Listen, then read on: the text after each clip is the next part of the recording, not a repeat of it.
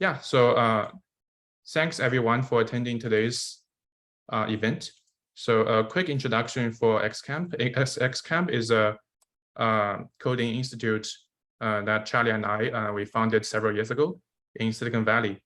It's based in Silicon Valley, but we provide classes nationwide to all states. Nowadays, our classes spread out to not Silicon Valley, East, including South Bay and East Bay, and also San Francisco, and also to other states such as Austin, Texas, Austin, Seattle in Washington, and also Massachusetts, and New Jersey, and New York. Yeah, and also actually North Carolina. So we hope we can provide more and more service to more students who are interested in programming. So XCamp is famous for USACO achievements in the past, and within several short years, within a short period, several years, we've already achieved lots of achievements, including 5 US camp, and 4 of them are the same year, which is pretty much the first generation of XCamp students. We already have 4 campers, and in the same class, we have 4 to 5 more students with a similar level. We have actually now it's probably more than 20 USACO Platinum level students, and also we have more than 100 gold, silver students too. Yeah, so I'll first share my screen and start to talk about what is USACO Bronze, and later I'm gonna come back to the slides. I'll stop my share.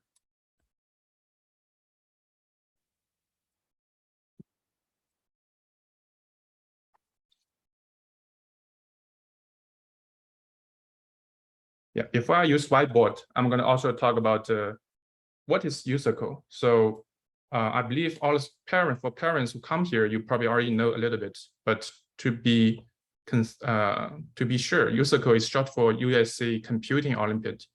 Basically, is similar to math competition and also physics, chemistry, and also biology. So this is essentially algorithm coding competition, and is to solve some problems, either logical problem or math problem, or maybe it's a computing problem. And the students are expected to use 4 to 5 hours to work on 3 problems. And this competition is national competition.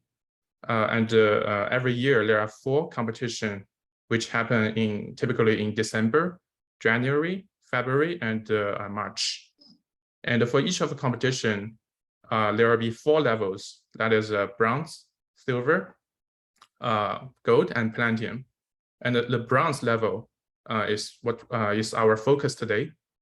And basically, for students, once you pass 1 level, you'll be able to promote it to the next level. For example, once you pass bronze, then you'll be able to enter silver. After that is gold, and after that is platinum. Once you enter platinum, every year, the national camp, the USACO USACO official director, he's gonna select around 26 students nationwide to form a national camp, US camp. And eventually, after around 1 week's selection process, it's essentially like a competition every day. Then there will be 4 students that is selected to become the US national team. And yeah, that's pretty much the history of basically the process of the selection for USACO. It's a coding competition, and with 4 levels. And today our focus is bronze. And it's very similar to the competition. Lots of parents who are familiar with that process in China. It's the same in US. It's just a different selection process. So while I'm talking about all the things, I want to first talk about for all the parents, it would be great if you can leave some questions in the Zoom chat, so that later I will get back to answering these questions one by one. I hope to use the time effectively to get all the questions answered. Okay, so Then, so far, any question about the USACO competition itself? Is the process clear? Now there's one question. For bronze, there are 3 problems in total out of a 4-hour. So you don't have to solve all of them. Basically, for each of a competition, the full score is going to be 1,000 out of 3 problems. So typically the passing score is around 700 to 750, sometimes 800, depending on the difficulty. So yeah, that's pretty much the passing line. And the next question is going to be which country first initiated this USACO? It's actually United States. It's a national competition of United States. So in China, it's another system with more layers and also higher standard, and also in Mandarin is more juan.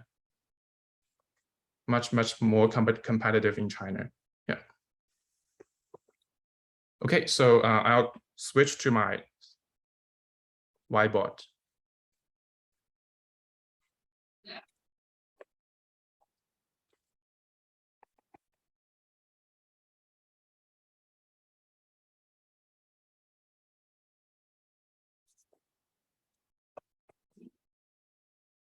Yeah, so over the next 10 minutes or so, I'm gonna talk about the USACO, some of the material that I'm gonna cover. So for USACO Bronze, for lots of parents, you know, people always ask what's gonna be tested in this, what's gonna be covered in this competition. So USACO never published any kind of a syllabus for what's going to be tested in each level.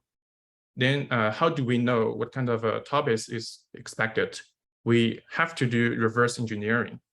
So even for problem authors, they change every year.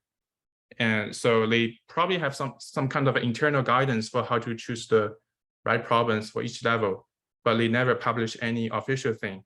So what I'm going to talk about today is purely from like some reverse engineering and also our own analysis. So for USACO Bronze, since it's the entry level of USACO competition, it does not require students to kind of master very advanced data structure or algorithm. So in short, Bronze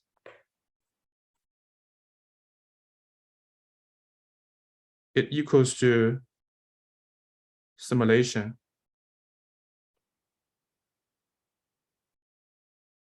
plus brute force. Sorry, it's a little bit ugly, but I hope it's clear enough. So for parents who have a computer science background, this is straightforward. It's some of the very basic topic in computer science algorithm. But for parents without CS background, this is essentially, this means that students, once they master programming language, one of the programming language,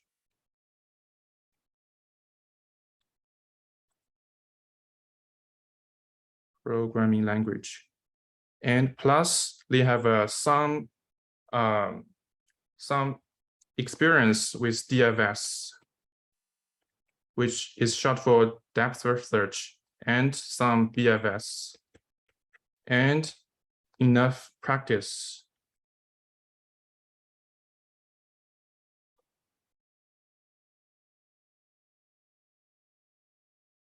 Sorry, my pen is a little bit weird.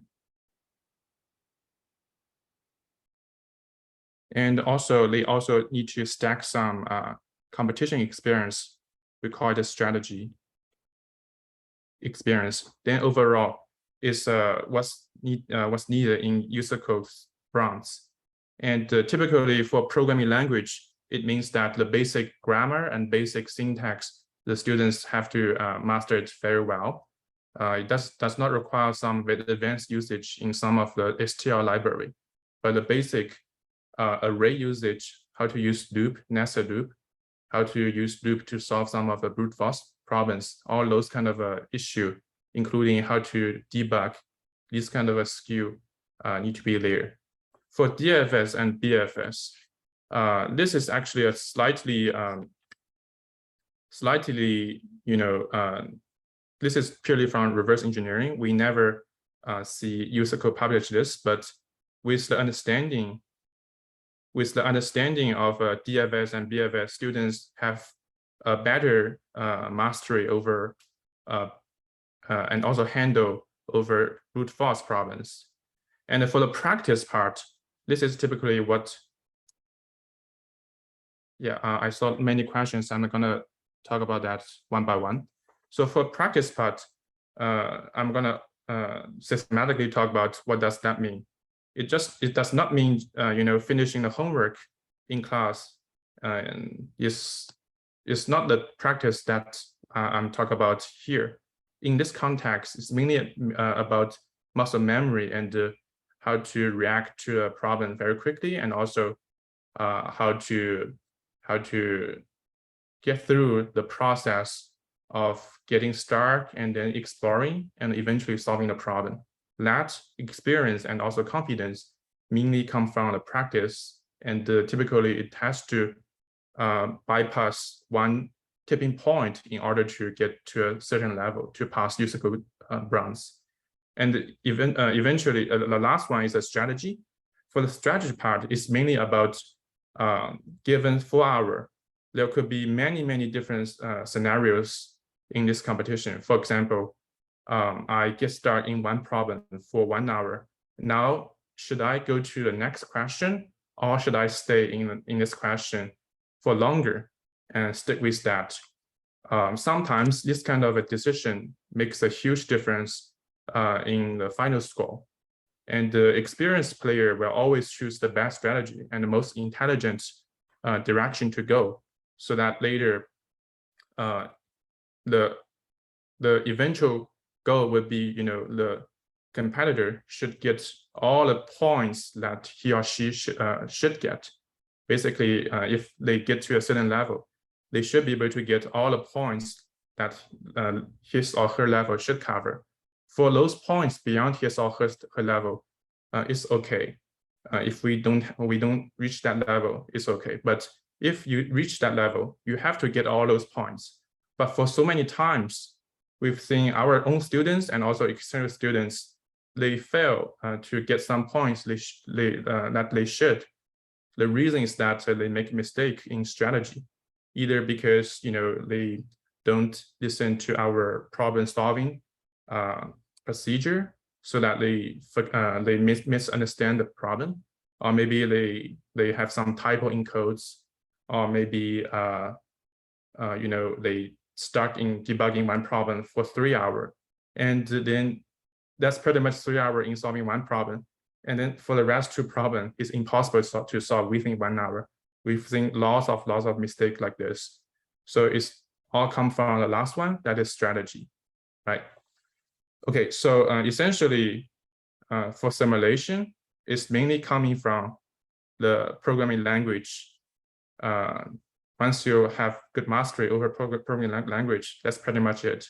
For brute force, once you have DFS and BFS, that's also pretty much there in knowledge-wise. But for practice and strategy, you should get that. It's not limited to the in-class homework. You should go beyond in-class practice, especially you want to have lots of mock test style kind of a practice, so that you can get full mastery, right? So now I also want to talk about here. There are 2, although we have 5 stuff, but essentially for the first 3, it's the same kind of stuff, is what we call knowledge level. So what does that mean? For the knowledge level, typically that means when they learn things in class, for example, in X Camp weekly class, they will learn knowledge, and they will grow. They will grow in terms of a master and understand more and more knowledge. However, understanding those knowledge does not mean they are able to use it, especially use it to solve some tricky problem. Some problems with a variety changes, or maybe some sometimes it's the multiple topics together. The problem need to be use multiple areas knowledge, right? These kind of problems requires you to be able to go beyond knowledge. So that's what we call, there are two levels for the students. One level is called knowledge level. Knowledge level comes from the fact that once you take the class, once you go to a class, do the homework, master the basics, then you have that knowledge level. But if you want to be able to use those knowledge to solve problems, that's another level. That's what we call competition level. So these two levels are very, very important. Let me use my mouse.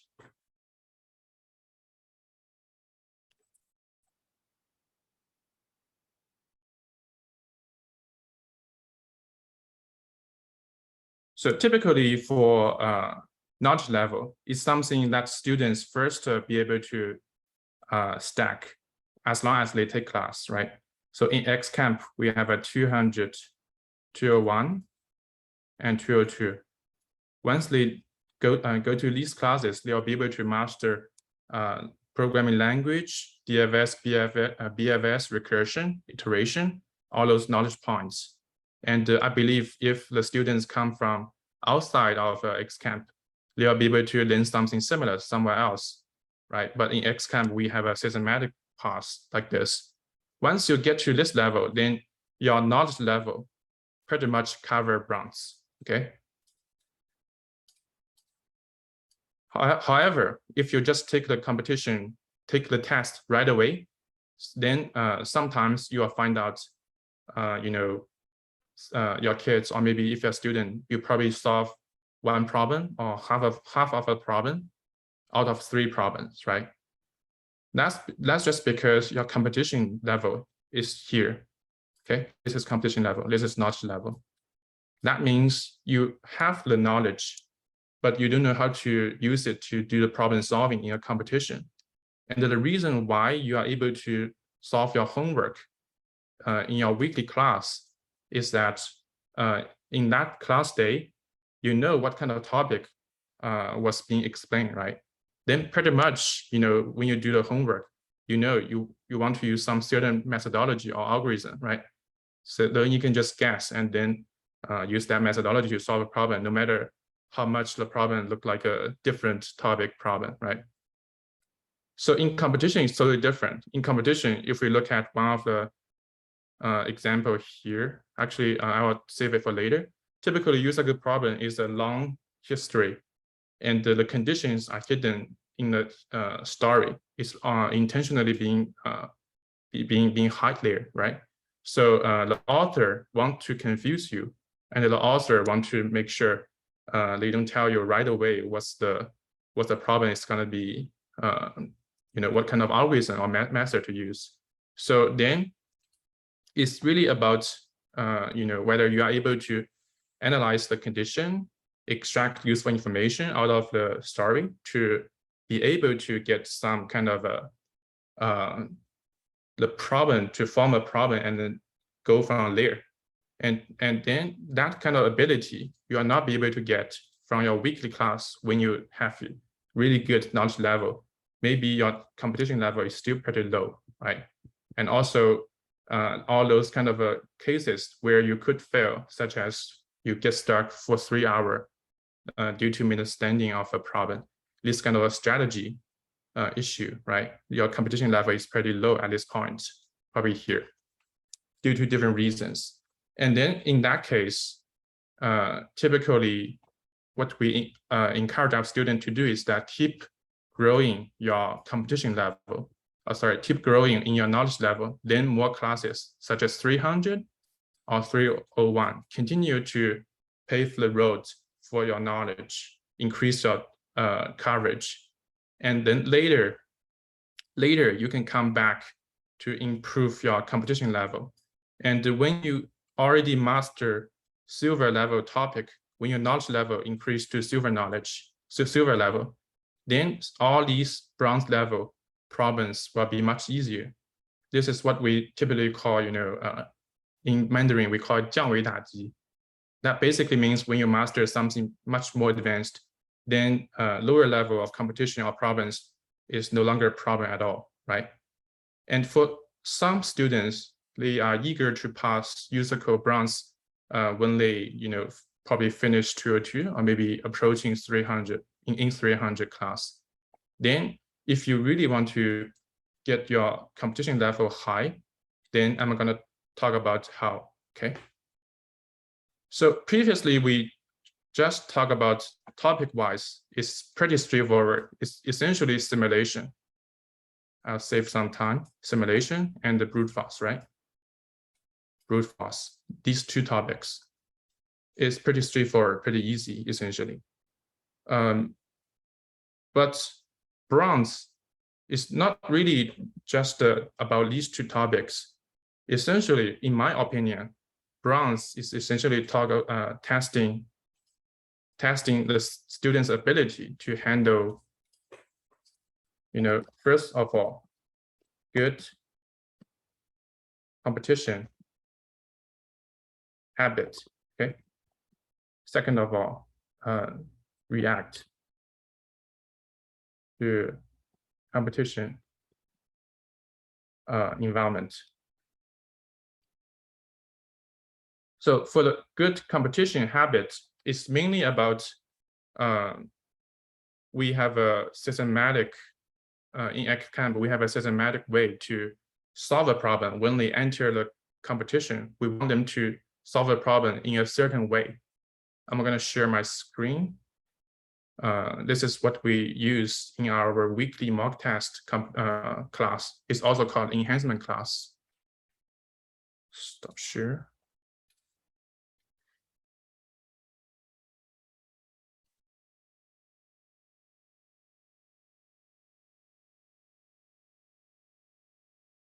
So the interface here is our XCamp's website, okay? So for one competition, first of all, the students need to read the question statement very carefully. So for lots of students, they don't do that very carefully. And most importantly, for USACO, if I open a problem, this is a problem statement, right? And typically, it will also have some sample input and sample output. And for the sample input, sample output is a way to verify the meaning of the problem. And also by computing these sample test case, students will be able to know, whether I can come up with the output, the sample output, right? And by this process, students will be able to verify they don't misunderstand the problem. It's number one. Number two is that with the process of manual calculation on paper, they will be able to get some inspiration in the process. For example, when they do manual computation, they will realize there's some hidden property that they can extract. Or maybe this calculation process inspire them to use some certain method or remind them of some of a problem that they did in the past, right? So all these all come together, make this process really a required step. But this is, I would say, like if students, they do it on their own without proper training, 9 out of 10 students, they will miss the test case, okay? And also together with second step, basically try the sample test case, try it on paper to do manual calculation with pencil and paper. This is a must step to do.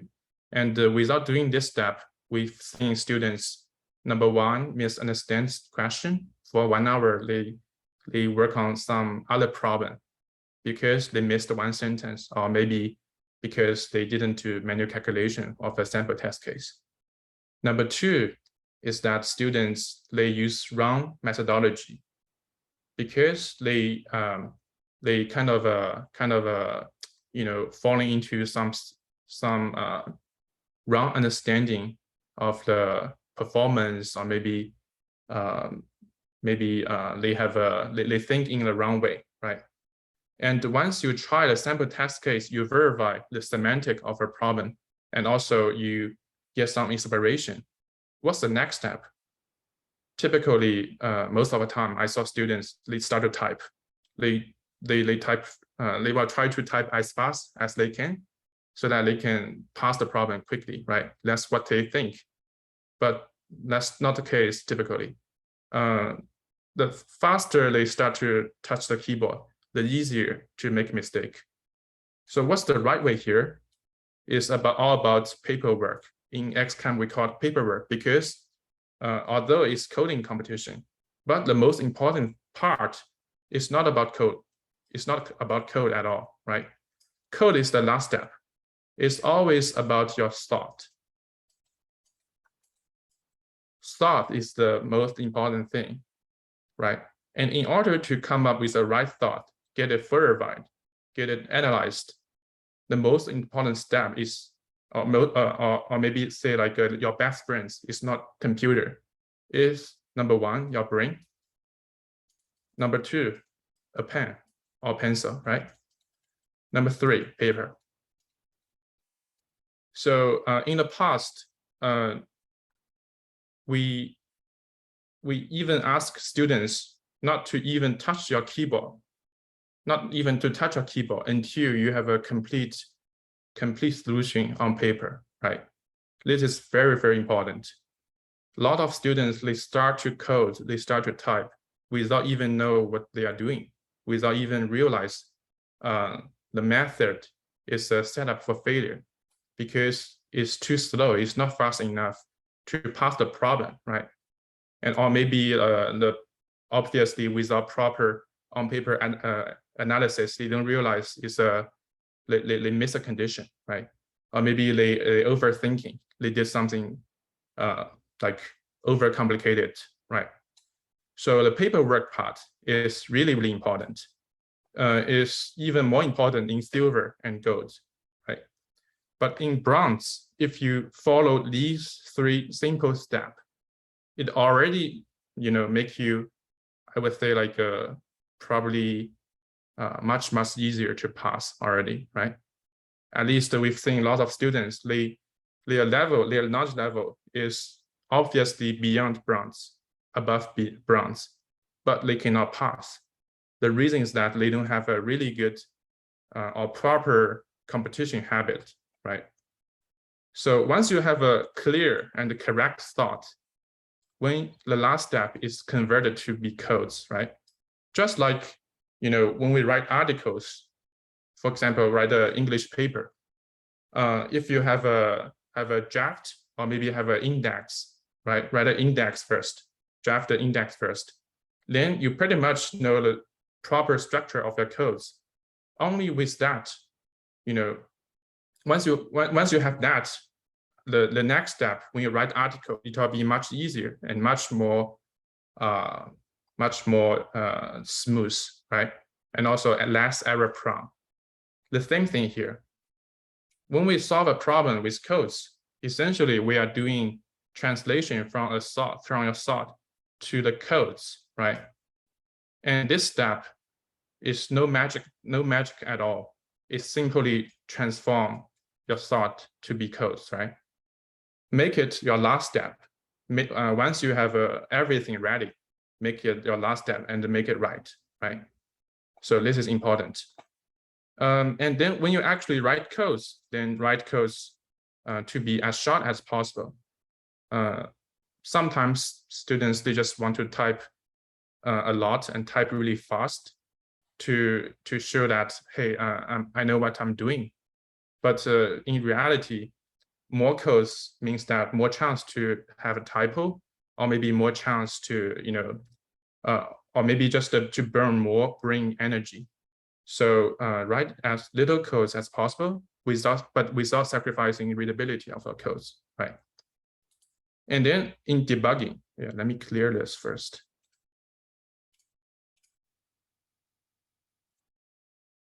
And when you debug, the best way to position in debug is about, no debugging is the best way to deal with debug. What does that mean? If you organize your codes on paper properly, then you don't even have to worry about having lots of bugs, right?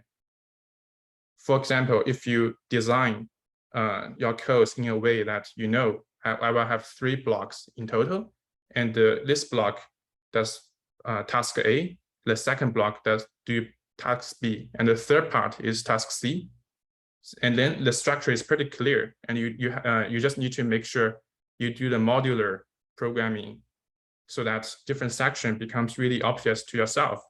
And then when you write your codes, you write your codes in a proper and clear way, so that it's very difficult to generate any bugs, right? Then the best way would be, when you write your codes, try your best to avoid bugs. But some bugs sometimes inevitable, right? So in that case, for debugging, you will need to make some test case, especially it makes some edge case. And most importantly, you will need to use some kind of a very naive way, that is to print out some important information in some critical places, such as beginning of a loop or recursion functions, right? So that you will be able to match whether the change of a value of certain important variable whether that match your expectation. Lots of parents or students, they also ask about whether single step or breakpoint debugging, whether it helps or not. I would say if you are very familiar with it, go for it. Given Bronze is not that difficult yet, but once the codes or once you get to high level, I would recommend you to stop using breakpoint. Instead, you can try to then GDB. Debugging is pretty advanced, although it's very old-fashioned, old-school thing, but it's very, very efficient, very effective as well. But if you don't want to do that, you use printf or CL to print out the information. It's always useful. It will save you lots of time when you do single-step debugging, right? And also, you don't have to rely on that. For lots of time, students, they may grow with dependency there. And then eventually, like you want to make sure you don't panic, deep breaths, and take a step back. Sometimes it's just very normal to get stuck in problem solving, right? But at least with the proper step, with the paperwork, you will not, get stuck in a bad way. Meaning like you don't get stuck due to misunderstanding of a problem, or maybe due to rush into some immature methodology or solution, right? You don't want to spend 2 hours in something and then figure out, hey, I missed the condition, right? Then that basically ruined the whole competition. We don't want to fall into that case. So we would rather use 10 more minutes on paperwork to properly design everything, right? Instead of rushing into something, it's not that 4 hours is pretty long. So you don't want to, be panicked there. And also in debugging, one last thing is about, you want to go back to read question sometimes, and maybe you just misunderstand it, right? We've seen many cases like this, and in competition is pretty different. So it's very easy to get nervous, and it's very easy to become, enter the stressful mode, right? Yeah. So although these kind of tips sounds easy and it sounds straightforward, but without proper training, it's difficult to reach a proper state where you can, react to these different difficult scenarios, naturally react to them And eventually, we want these kind of a habit becomes our students' instinct, right? Once they open a question, don't code at all. Please do the paperwork. Bring a pencil, bring a paper, right? No touching keyboard, right? These kind of steps become clear. Once it becomes their instinct, then they are pretty much clear, right? Of course, I assumed their knowledge level already covered, already goes beyond, the bronze level, right? So how can we do that though? How can we make sure they grow these kind of instinct? They have a good competition habit. So as I said, merely completing the weekly class or mastering mastery of the basic topic, that's not enough, right? Then that's where mock tests come into the play, right? So in XCamp, we have a weekly mock tests of all the USACO level. So we have a bronze level, silver level, gold level, and also we have platinum level, and we even have a camp level mock test every single week, right? So in this kind of a mock test, we provide the number one. We have a very, very strong teaching research team. They collect these kind of USACO style problem and make it a competition, and have all our students get together in the same time every week, every Saturday morning. They use the whole morning, work on one problem set that is totally USACO setup. We simulate the real competition, and we ask them to, practice these steps one by one, right? And we emphasize these steps as well. After that, we will have a live lecture. The teacher will explain the problems, and we also have a text-based tutorial and a video recorded tutorial to provide for students to do upsolving. Upsolving basically means correction. They have to correct the codes after the competition to pass the problems, in order to then or say like in order to get the most out of the competition mock test, right? So this is important too. Without the correction, then students, they if they see this kind of problem again, they still cannot solve it, right? But if they can upsolve or correct the problem every single time, then they are growing every single time, right?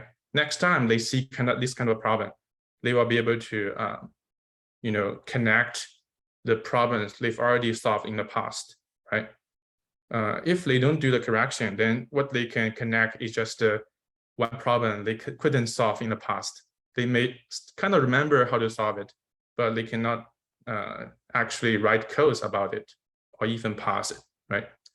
So that's why the mock test is so important, and why we start to launch the XCamp enhancement, or say like mock test class, starting from September this year, right?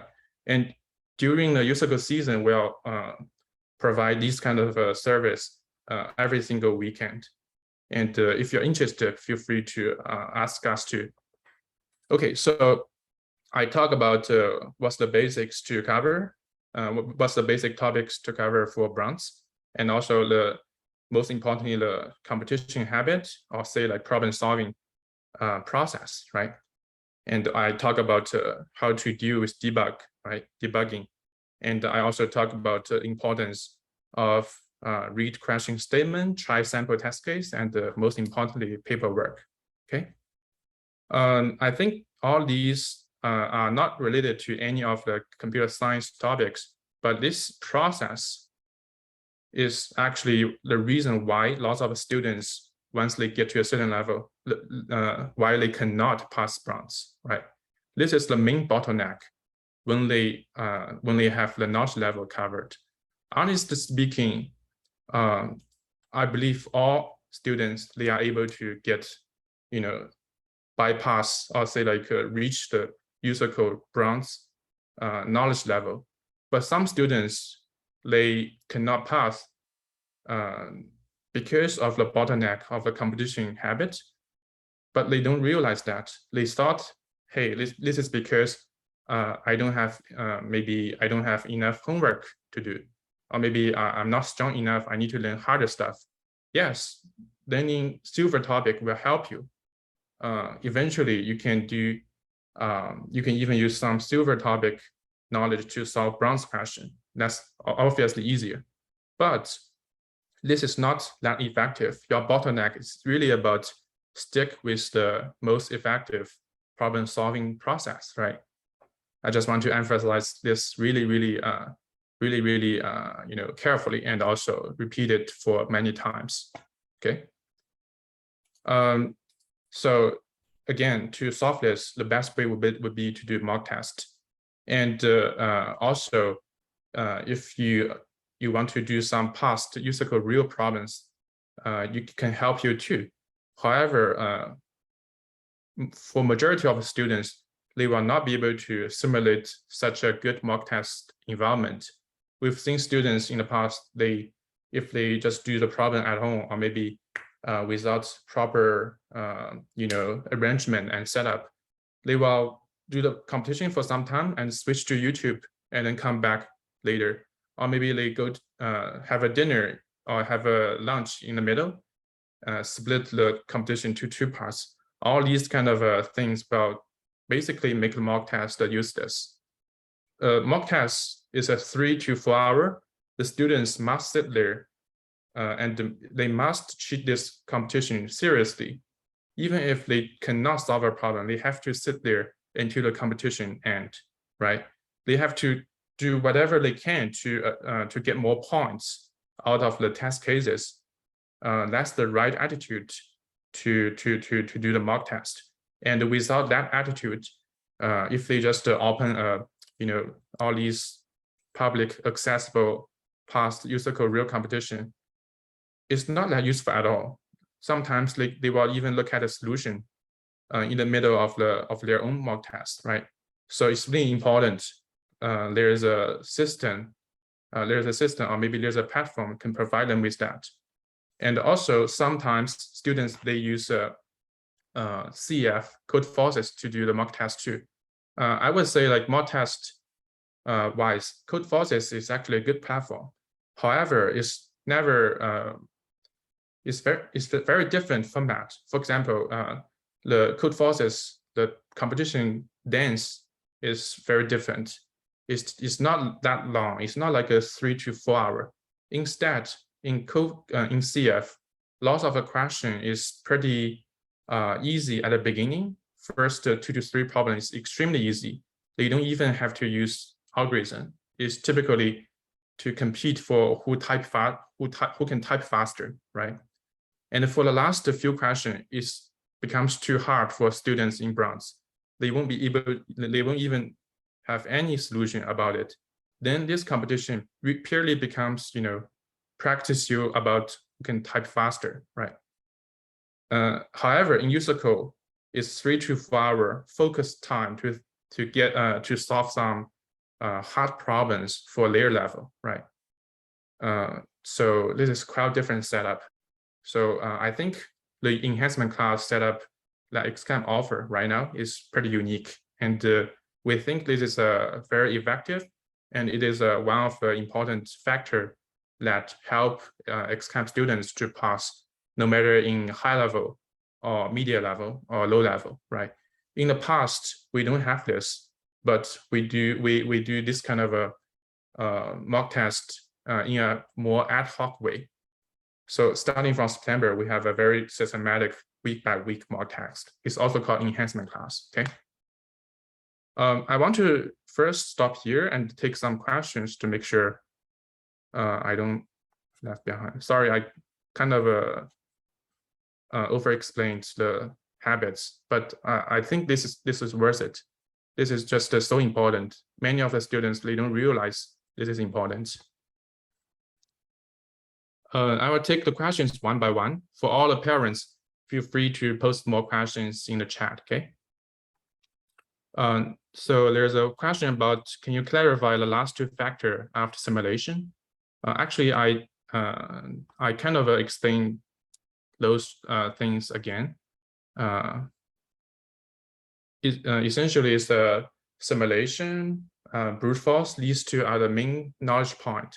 And in order to solve these two knowledge points, typically students, they need to master programming language, essentially Python or Java or C++, but prefer C++. The reason is that most of the students in competitive programming, they use C++, and also C++ has a performance benefit. And DFS, which is depth first search, and BFS, breadth first search. And also, of course, if they know STL, that's also very useful too. I would classify that as the part of a programming language. After that is two things. One is a strategy. The other thing would be competition. Is a practice, right? Essentially, last two can be solved with mock test. Okay. And the next question is which programming language is used in bronze competition? And there's no constraint at all in Python, Java, C++. I believe there might be other language supported as well in the official USACO website, right? But again, like I would recommend C++. But for bronze, since this level is still fundamental, if students, they already know Python or Java, using these two languages also work. And once they get to a certain high level, I would recommend them to switch to C++. Can you recommend a list of practice problems? So first of all, of course, the official problem set is in the website, it's public. These are good source of practice, okay? And I would say like the most recent year is more useful. It's better to use it in a mock test way. Please don't do this as just like a homework, right? But for the past several years, these questions are no longer that useful in terms of doing mock tests. The reason is that bronze level competition is becoming harder and harder every single year, right? So that means 2 years ago, if you look at bronze question, it's much easier than the bronze question today, right? Then these questions can be a good source of problems to practice about the fundamentals, about the programming language usage, DFS and BFS, right? You may not even see a DFS or BFS question several years ago, okay?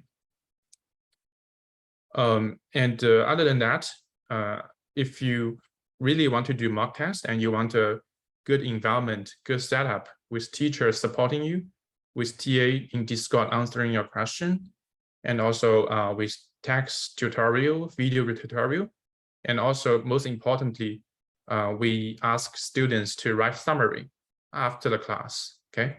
Sorry, after the competition, after mock test. We ask them to do 4 things. The first thing is that we want them to write down what they did in a competition, in a mock test. They need to summarize, their timeline in a competition when they get stuck. Did they follow the standard problem-solving process? Did they do the paperwork, enough paperwork? When did they start to write codes, right? And also, once they get stuck for a certain time, what decision did they make? Did they switch to another question or not? These kind of steps, we ask them to document that. Second would be what kind of knowledge they are expected to use in that competition, and whether they are able to use those topics or knowledge and write codes for it, right? Third would be what kind of a strategic mistake they've made, right? The last question is about, if you want to improve, what kind of a dimension or what kind of action would you take to fix your issue, right? So at least the summary is important. Yes, we look at those summaries, but the most important thing is that the summary is for the student themselves.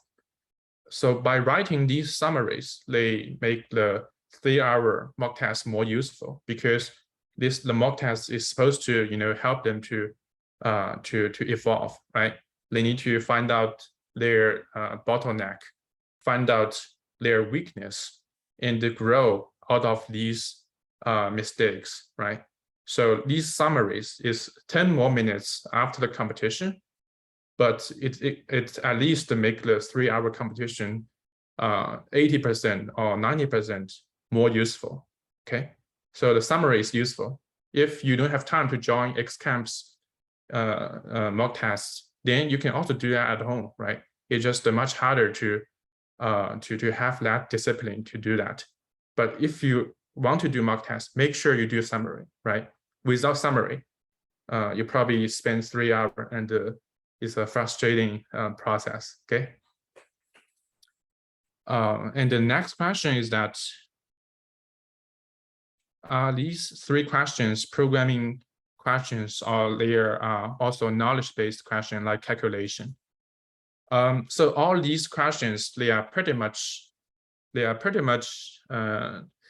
math question, number 1. Number 2 would be, simulation question. What does that mean? That basically means that it's a ad hoc problem, right? So what does ad hoc problem mean? Let me try to find an example.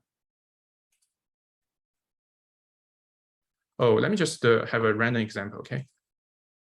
So let me plot something. So the question may just give you, they will tell you a story. The story does not matter, but what the problem really need is that you'll be given the coordinates of a rectangle, and you will be given coordinates of another rectangle. And the question asks you about whether these 2 rectangles overlap with each other.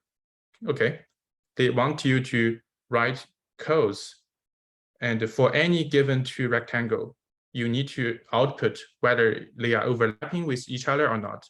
So this is one of the ad hoc problem. Of course, you may think this is a geometry problem. Yes, it is, but essentially it's to check some condition. It's not any advanced knowledge or advanced algorithm being used at all, right?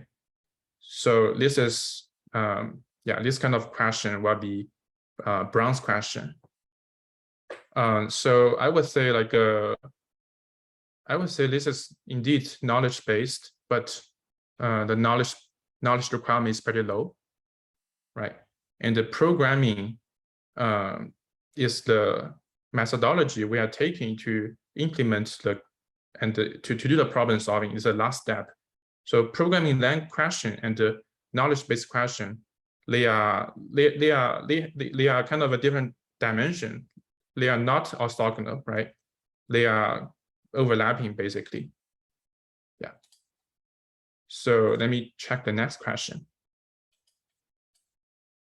Oh, sorry.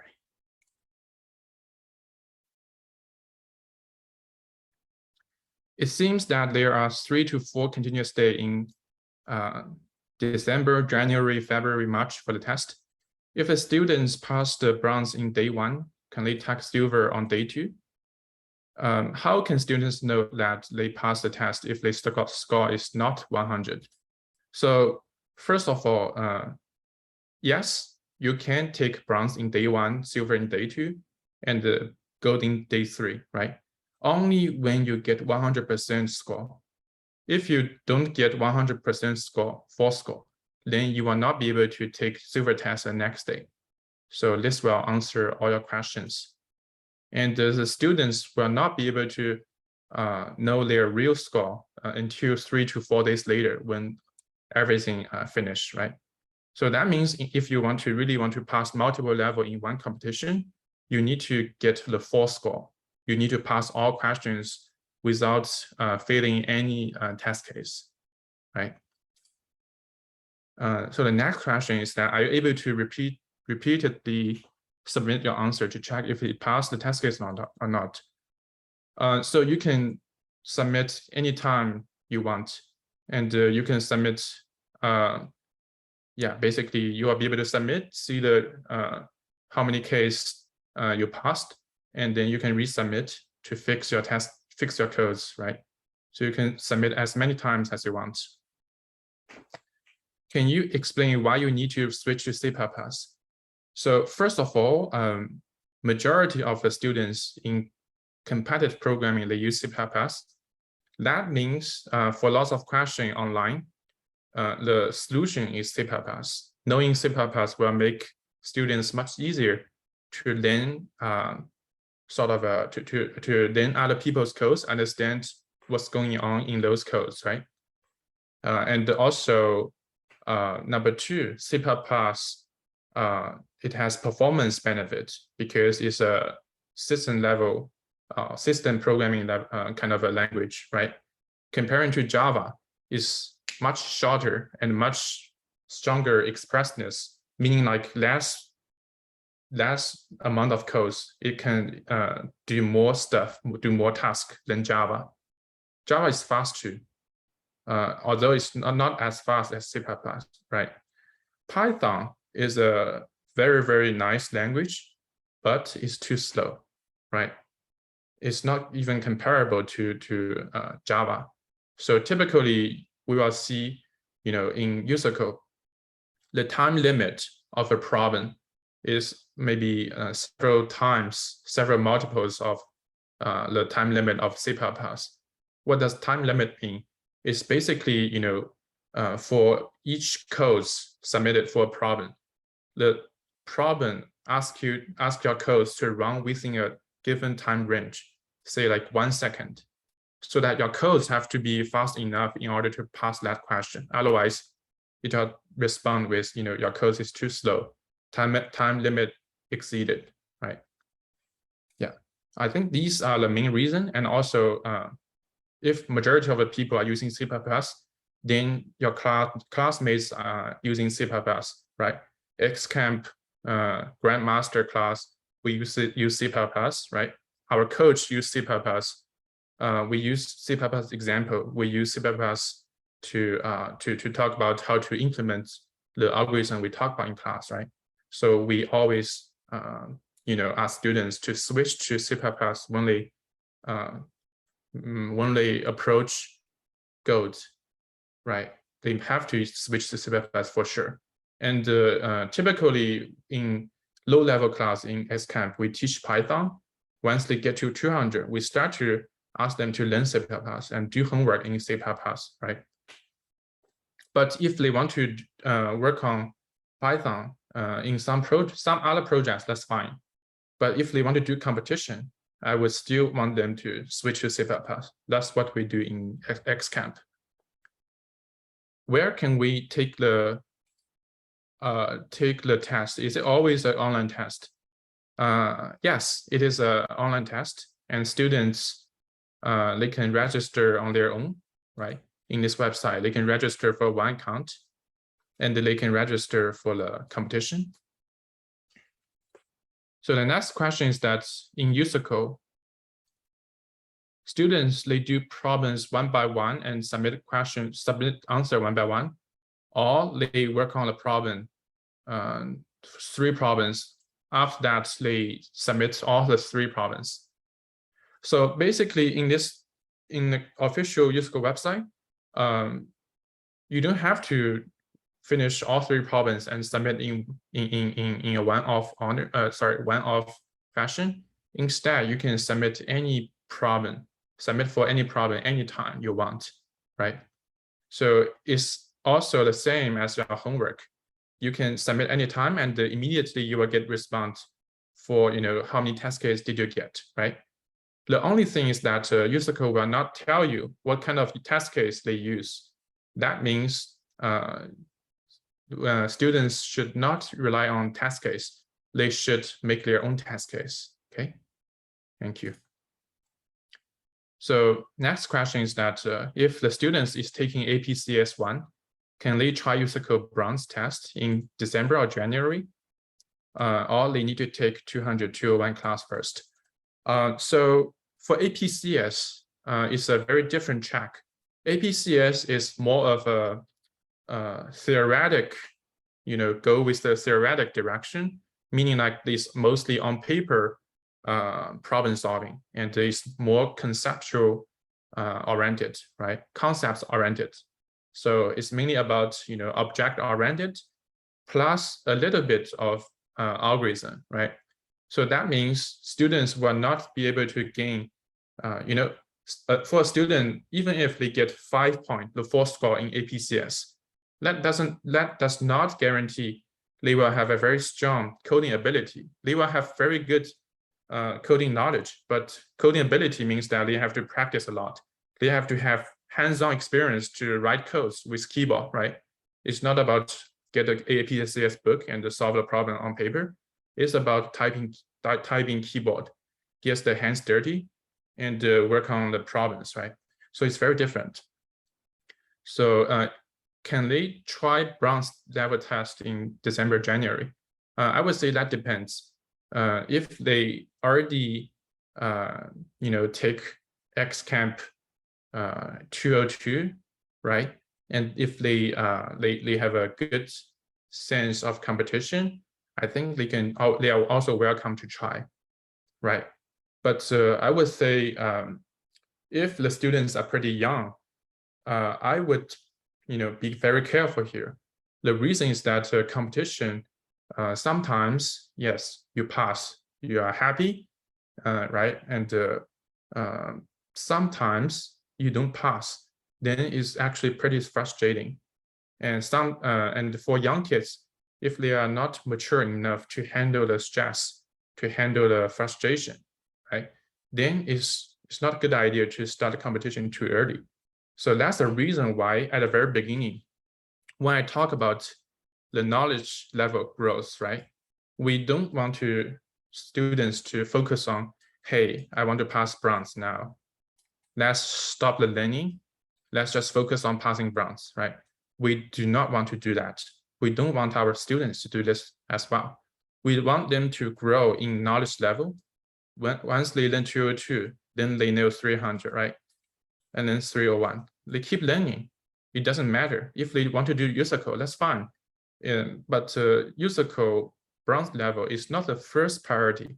The first priority is to have strong, solid foundation to build up the knowledge system. So it's good for their career, although their career is far away, right? Good for their career, good for academia development, good for future USACO level. Eventually, once they get to pass silver level in knowledge or like approaching gold, passing bronze is not that difficult at all.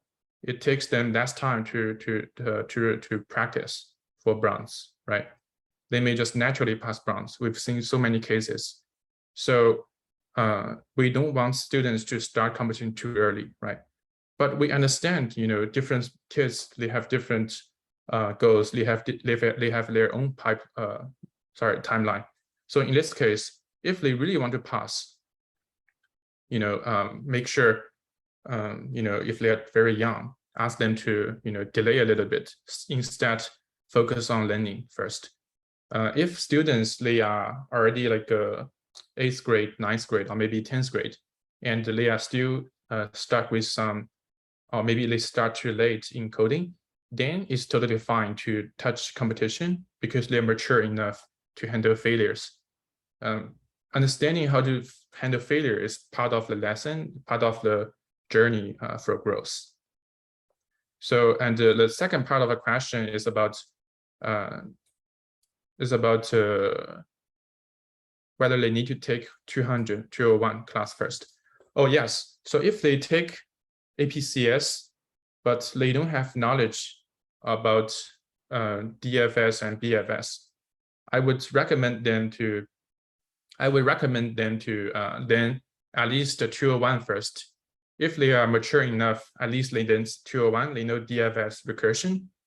And in XCamp, we teach DFS recursion really thoroughly with all those, slightly advanced techniques such as pruning, which improves the performance in DFS, right? So all these kind of topic in 201. In 202 is mainly about breadth first search, together with the comparison between DFS and BFS. And also we talk about, DFS and BFS on graph and on tree. and also yeah, those kind of topic to make sure students understand brute force problem in and out, right? So I would recommend them to at least take 201. Without 201 level, they will find some of the bronze question out of their reach. So the next question is that what age should we attend USACO Bronze? As I said, I highly recommend students don't take USACO Bronze as a the only goal. The highest priority is about growing with the construction about the knowledge system. Make sure the knowledge we are teaching is kind of a interconnected one with another. It's not like isolated stuff. And also we don't want students to memorize solution for certain problems. Instead, they should build a system that is interconnected with each other, right? As time goes by. And in terms of when, if they want to try USACO, I would say I would recommend at least the 7th grade. If they are 7th grade, then if you think your kids is they can handle failure, and also sometimes parents need to parents need to handle their failure as well. Talk to them and talk them out of the frustration. This kind of work. If you think this is too much, or maybe this is obviously not mature enough, your kids is not mature enough to handle this, then probably it's a good idea to ask them to take class first to grow with the knowledge level. Later, they have enough time to attack the competition level, right? This is what kind of a timeline I recommend. And sometimes you may find your kids, they will take USACO secretly. They will not tell you, hey, I took USACO tests, because they don't want to tell you they failed.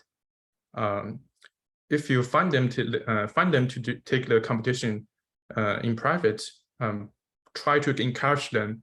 Even if they fail, then ask them to, talk to, maybe you can talk to a teacher, you can talk to coach about where's the bottleneck, where's the weakness, or maybe attend our enhancement class where we can handle those kind of things systematically. It will help a lot.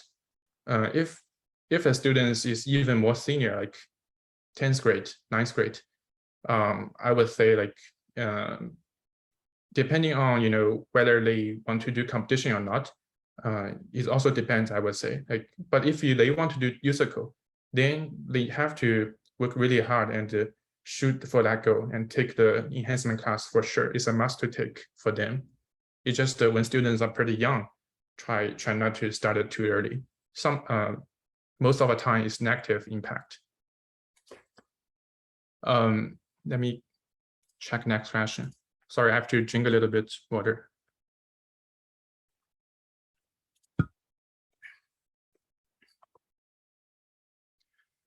For grade 7 students, is it a bit too late to start learning from Python? Can they skip Python and start directly from C++? I think it's never too late to start learning Python or C++ in any age. It's all depends on what's your purpose of learning.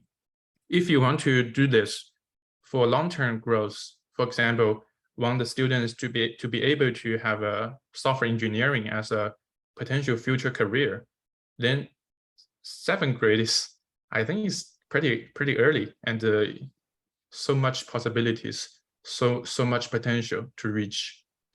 In terms of a Python and the C++, I think students, if they have a really good way to handle, or really good ability to handle abstract concept, they don't need visualization or animation to start with. Then starting with C++ is totally fine. And also, sorry, I have to mute. Oh, thanks.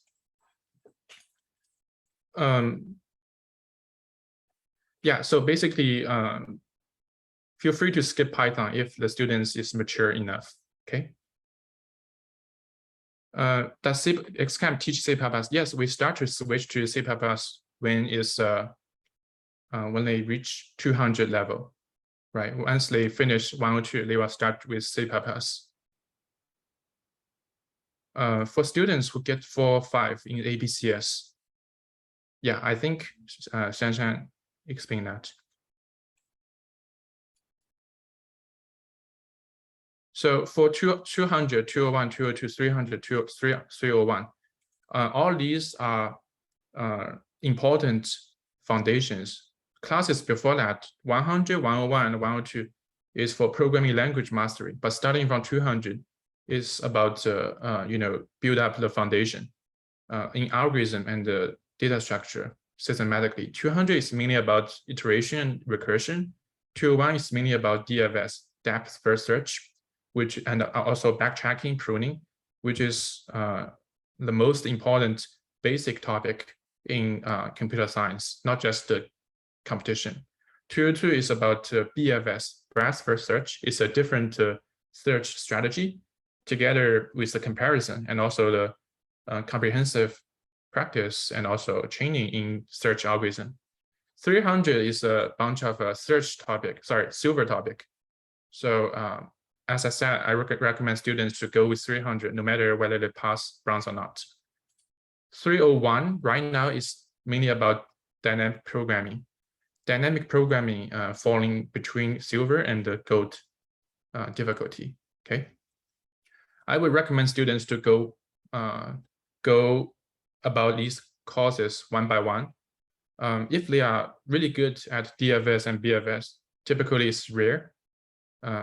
Then they can pass 202. For most of the students, they need to at least start with 201 because this is 201 is 202 is very, very closely connected. And without proper foundation in 201, they will find it to be very difficult in 202 or even higher class at Xcamp. Okay. Yeah, so if you fail in December, you can try again in January. You can always try in the future. So yes, they can then C++ as part of 200 level classes. We will teach them iteration, recursion, and the connection between them. And also in the meanwhile, we teach them C++. Yeah. Let me see. Yeah, I think that's pretty much all the material I want to cover. And as I said, we have a 200 to 201. It's mainly about bronze knowledge coverage in terms of DFS, BFS, right? And for 300 and above, it's about higher level, silver or higher level. For 601 and 603 is grandmaster class for approaching gold, passing gold in platinum level, even for students in camp, right?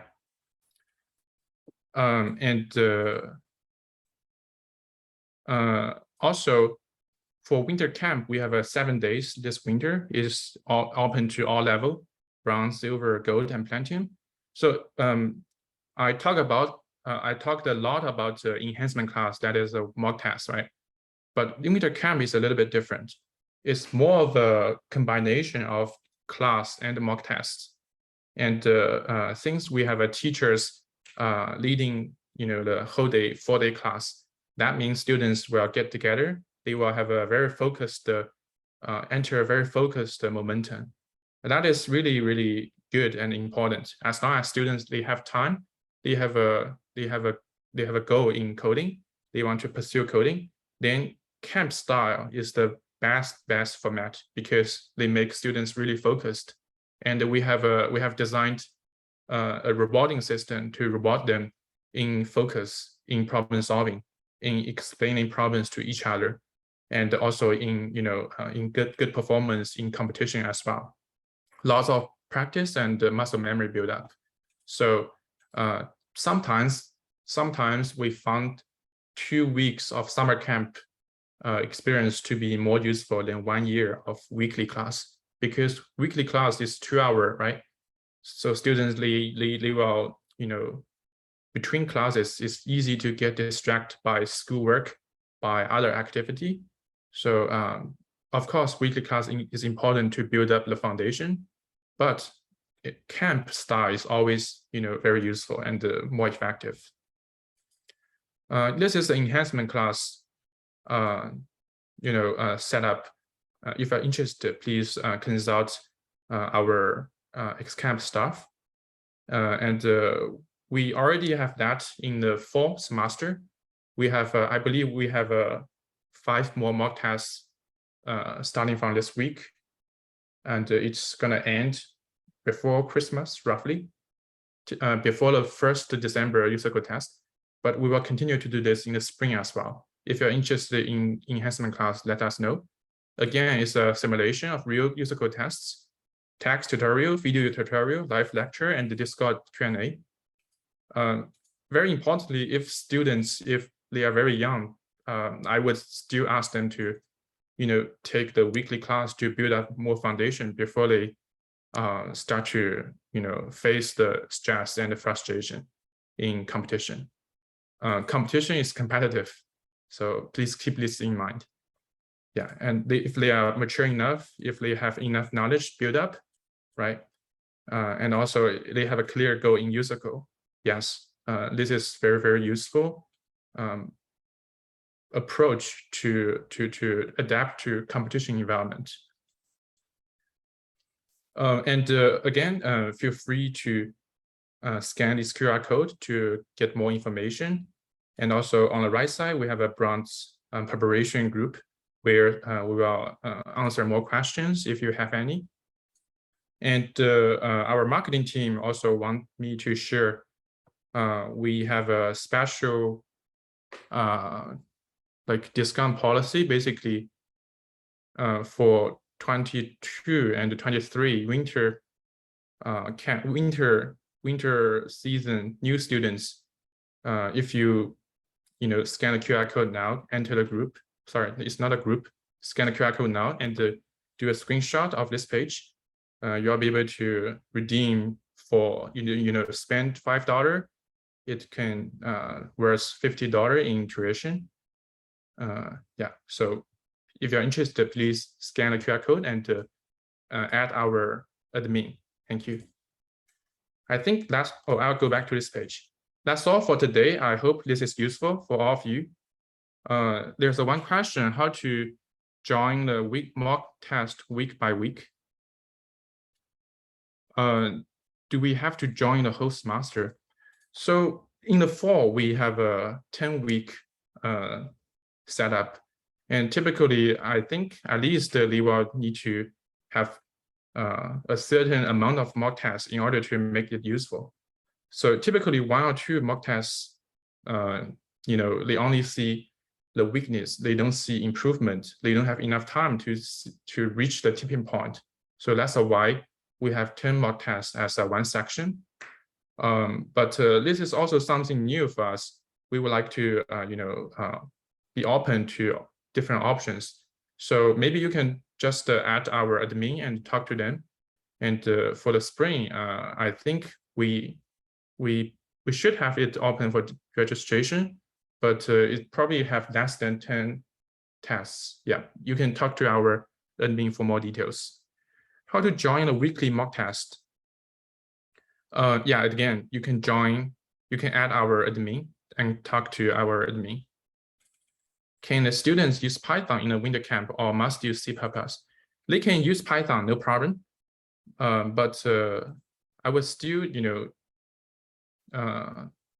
encourage them to use C++ because that's what most of our students use. And again, there's no blocker if they want to use Python to do the USACO test.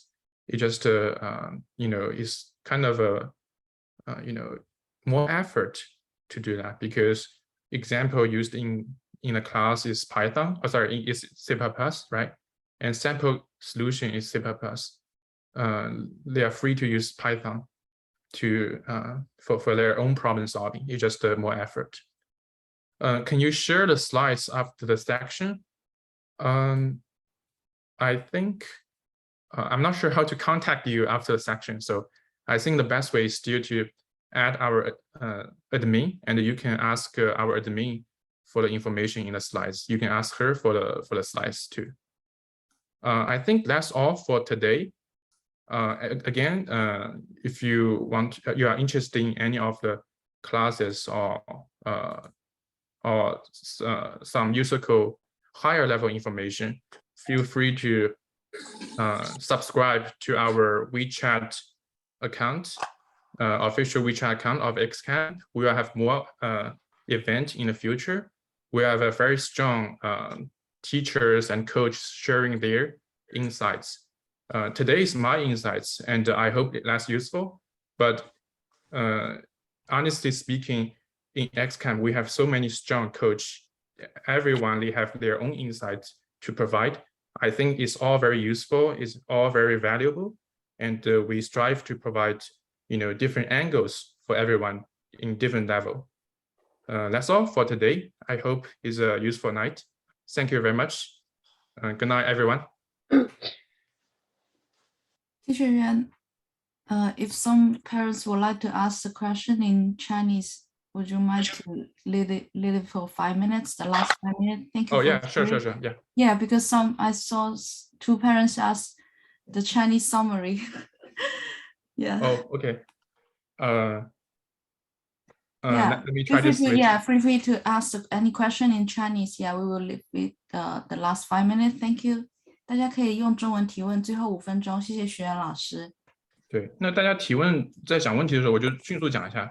总结一下的话，其实就是说，银这个级别，它其实不是它虽然会考一些知识。Sorry to interrupt。同级别，学员老师 Bronze level。就是同级别的话，虽然说是会考一些知识点，但是其实这知识点都比较的浅，所以其实根本的他在考的东西就是习惯，考试习惯。然后就是这个学生有没有形成一些最基本的 competition 的这个 sense， 然后能不能 react to competition 的 environment， 能不能 handle different case， 就各种各样不同的复杂的这种，又带有压力，又带有这个什么我卡了很久，我很着急，然后还有什么我想了很久，我想不出来，各种各样这种 feeling， 他能不能 handle？这些东西的话，其实才是 pass Bronze。我认为在他们 knowledge 不存在问题，然后呢，基本的 coding 能力不存在问题之后，这些习惯、这些 handle 的能力，其实是否能够 pass Bronze 的主要的 blocker。当然了，就是说，如果说他们基本的概念都还不会，那可能那是知识缺漏了。那我指的是知识缺漏没有的话，那么那些东西才是更重要的，而不是说那些更高级的这个知识点。对。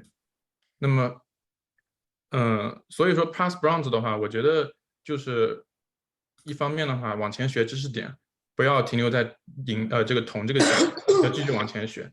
第二个的话就是，一定是要去做一些 mock test。mock test 的话是很能够帮助他们适应这种考试环境的，这个非常重要。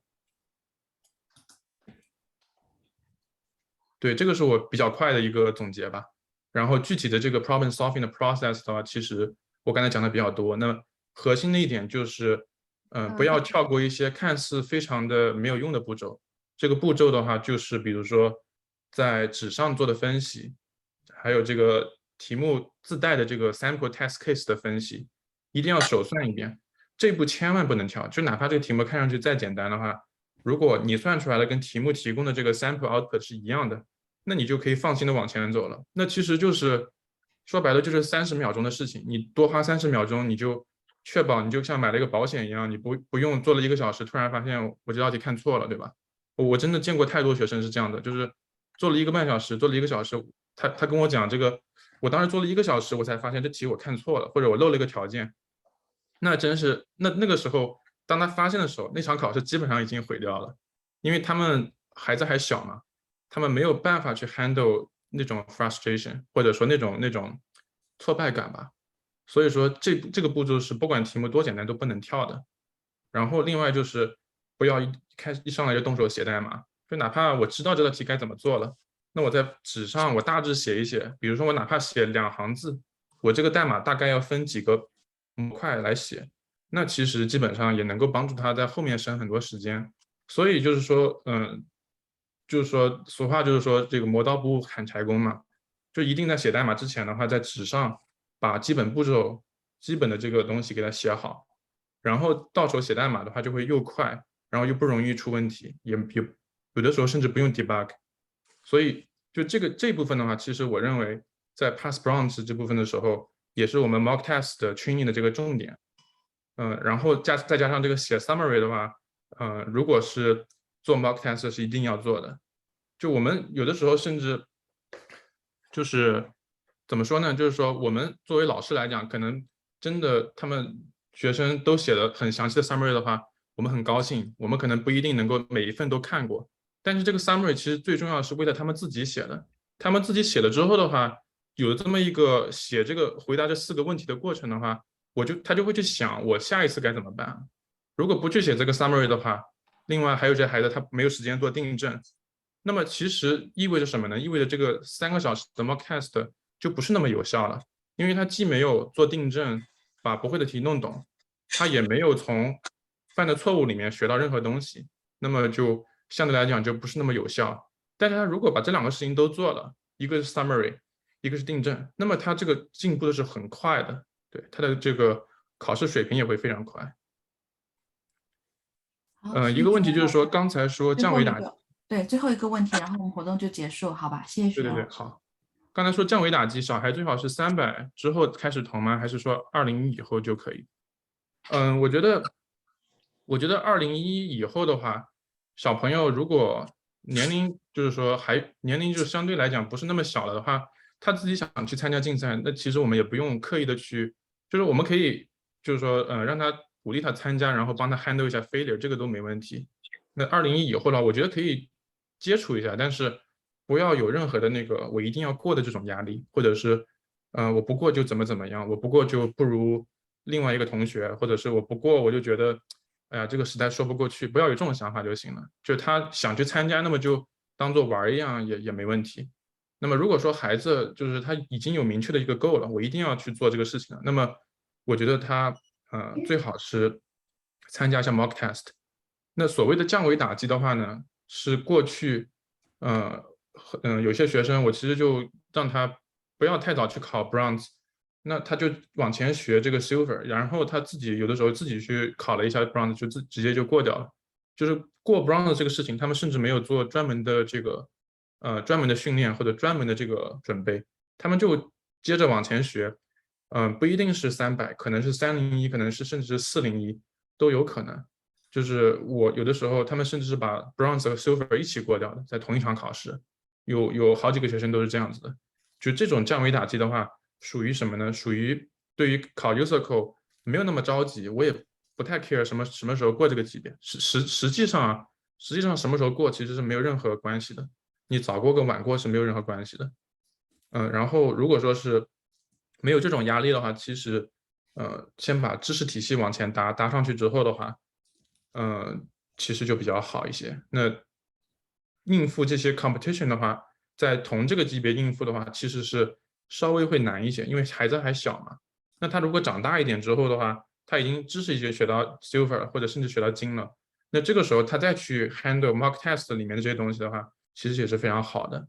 所以就是说，我觉得这个地方没有一个固定的答案，但 in general 的话，就是知识体系的搭建是 first priority，这个是最重要的，这个对他未来以后的话也是最好的，不管是他竞赛最后到了哪一个级别，但是他以后不管怎么样，我觉得他 handle Google 的面试题，这些面试题都没有任何问题，所以不管怎么样，他以后都能去 Google，我觉得，然后在本科或者是研究生或者是公司工作都已经比别人领先一大截了。